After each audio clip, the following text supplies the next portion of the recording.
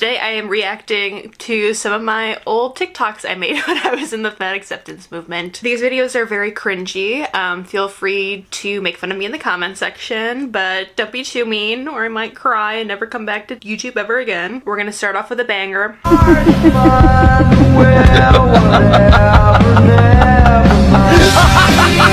So it says, when someone comments, "You're so fat, you'll probably die by 30 from a heart attack," and you reply, "I hope so."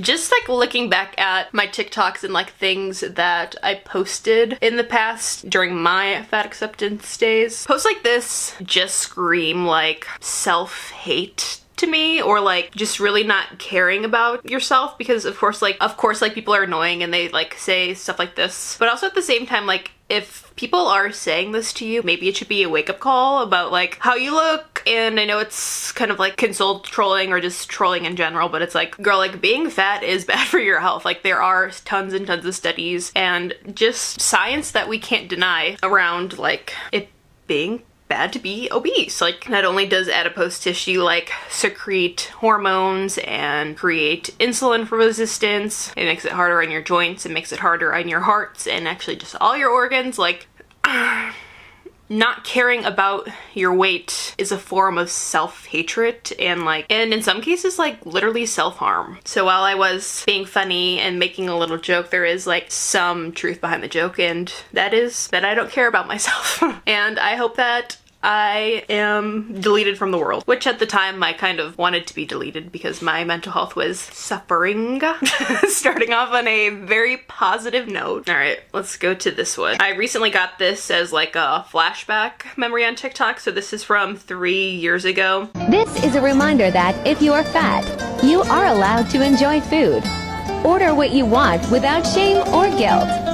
So this is when I was on vacation with Pablo for our anniversary a couple years ago. This was at the Ghirardelli's Cafe, I believe. And I went ahead and looked up, I'm not sure if this is exactly what I got, but I looked it up online, and something of this similarity. Chrissy Field's Cookie Bits Sundae, and if you zoom in, 1,680 calories. And I know like we were on vacation and we were celebrating, but when you're eating shit like this all the time, it's not like special. It's not something to like celebrate. It's just like a normal part of your diet. Like you're not treating yourself to something delicious and tasty if it's something that like you're eating on a regular basis, you know what I mean? Sorry, my heat just turned on, and Tui's also rubbing himself on the floor for some reason. And I'm not saying it's bad to eat Sundays, because you know we all deserve a little treat. You know, it's the holiday season, we like to eat a little ice cream, some pie, some cakes, some cookies, whatever. But it's like when you are severely overweight or obese, like you're most likely eating things like this on a regular basis, and there's nothing special about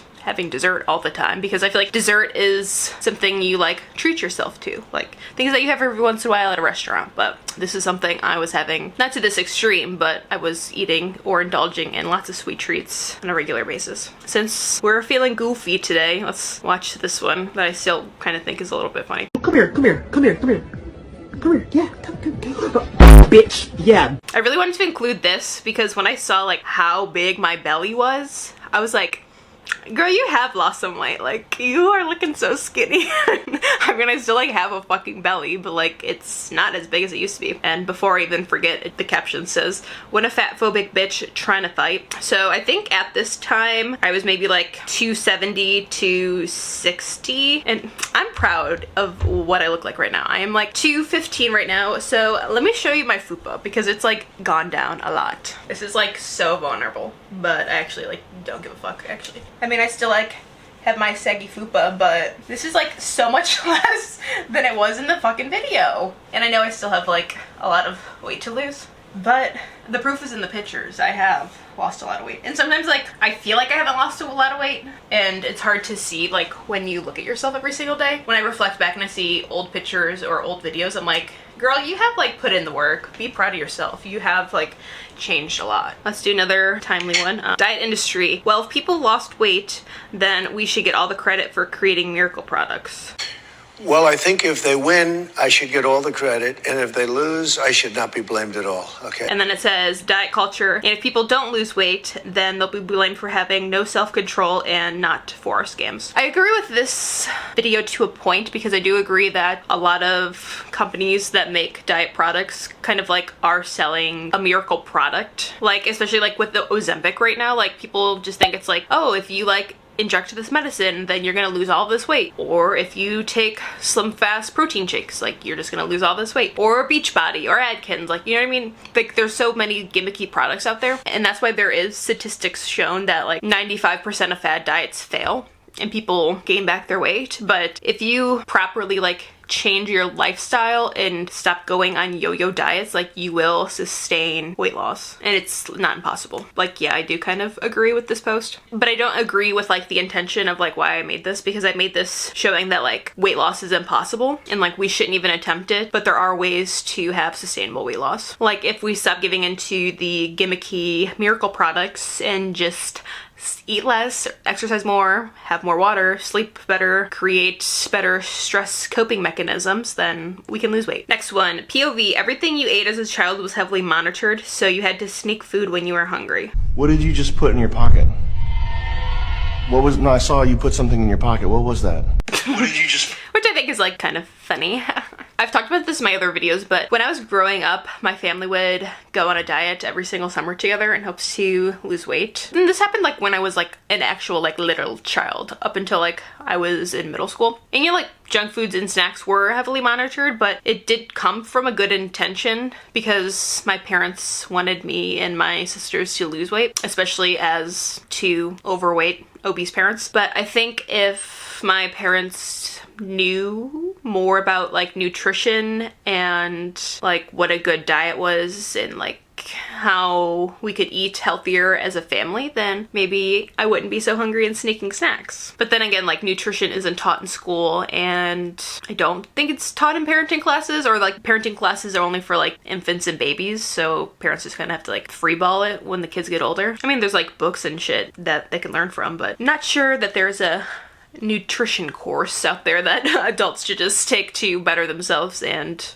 children. But nowadays, like, there are just like infinite amount of resources online. And let's finish off with another jab to my family. All right, let's play another diet culture one. I don't know why I have such an unhealthy relationship with food in my body.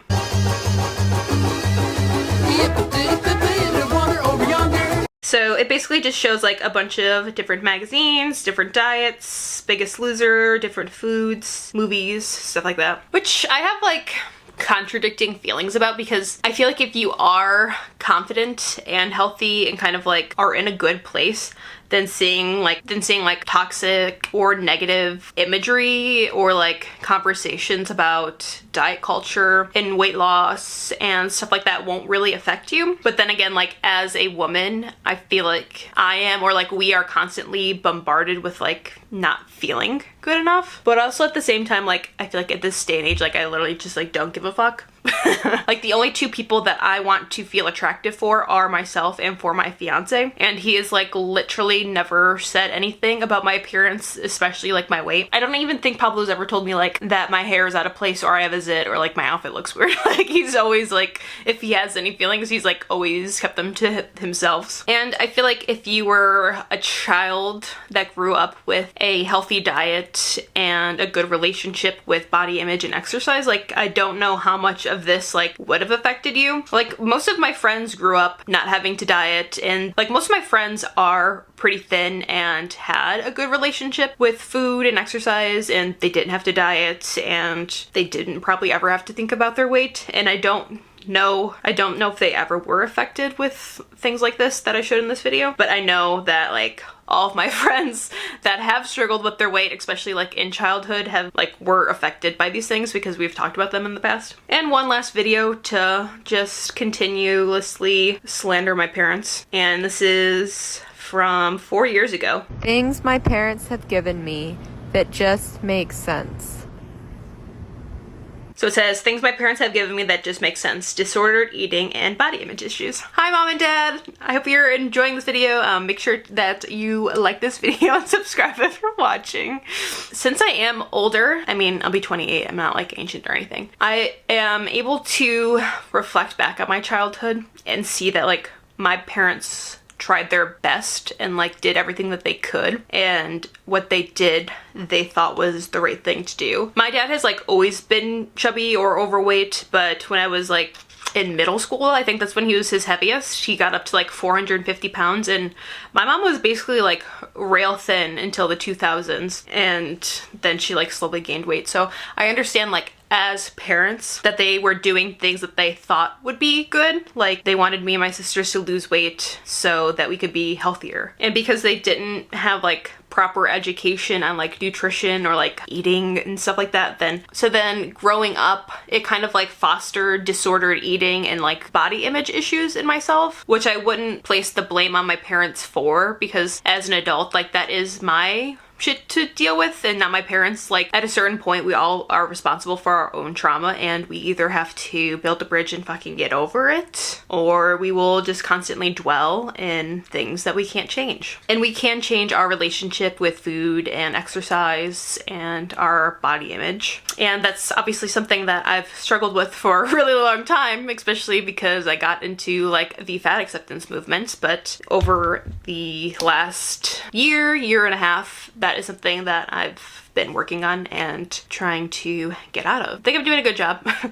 Definitely feel better about myself, and I'm not so emotionally involved with food, although I do have a sweet little treat demon that lives in my brain that I can't get rid of, that wants to eat sweets after 6:30 p.m. and I'm having a hard time getting them out of my brain. But in all seriousness, if you enjoyed this video, make sure to like this video, and if you enjoy me, then make sure to subscribe. I'm posting a video every single day until Christmas, so make sure you don't miss a video because I'm out here grinding. Thank you so much for watching. I hope you have a wonderful day. I love you so much. Take care.